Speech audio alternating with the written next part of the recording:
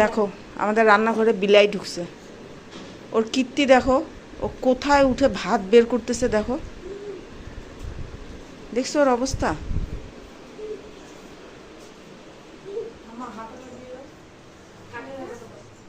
দেখো ওর মা নাই বাড়িতে, ওর মা দোকানে গেছিল, দোকান থেকে আসছে, ওর মার সঙ্গেই দোকান থেকে আসছে, দোকান থেকে আইসে ওর মা একটু ফ্যানের নিচে বসছে, ও দৌড়ায় চলে আসছে ভাত বের করতে। দেখো ও উঠছে কোথার থেকে সেটা দেখো, এতটা উপর থেকে কোথায় পা রেখে রেখে এখানে পা রেখে উঠে এখান থেকে থালা নামালো, নামায় দেখো ওইখানেই স্ল্যাপের উপরে বসে ও ভাত ভাত বের করতেছে। দেখো ওর অবস্থা, ও নাকি এখন ভাত বের করবে। দেখো দেখো ওকে কীর্তি দেখো, এখান থেকে যদি ও পড়ে ওর কি হবে, কারো একটা কথা ও শুনে না, কাউকে বের করতে দেবে না। দেখো ওর কীর্তিগুলো দেখো। ওই দে, আমি দিয়ে দিচ্ছি, দে। কেন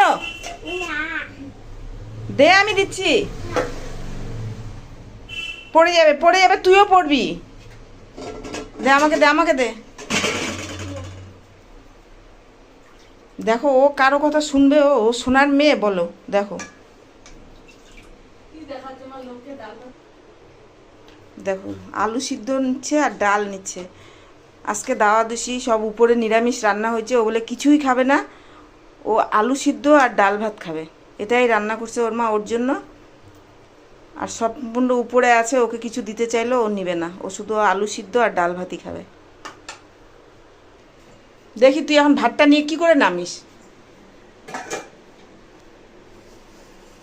ওই দেখো, দেখছো বাদর যেমন উপর থেকে নামায়, ও ঠিক বাদরের মতন জাম করলো।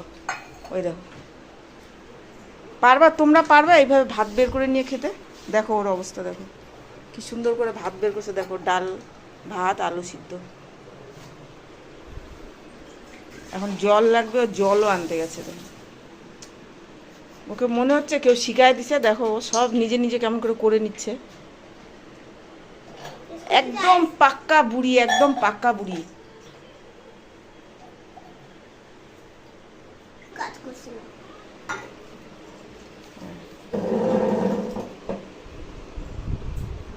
ব্যাস, মানে ও একদিন দুদিন যদি আমরা নাও থাকি, ওর মাও যদি না থাকে, ও একা একাই করে নিতে পারবে সব কিছু, মানে রেডি থাকলে নিয়ে খাওয়া দাওয়া ও সবই করতে পারবে।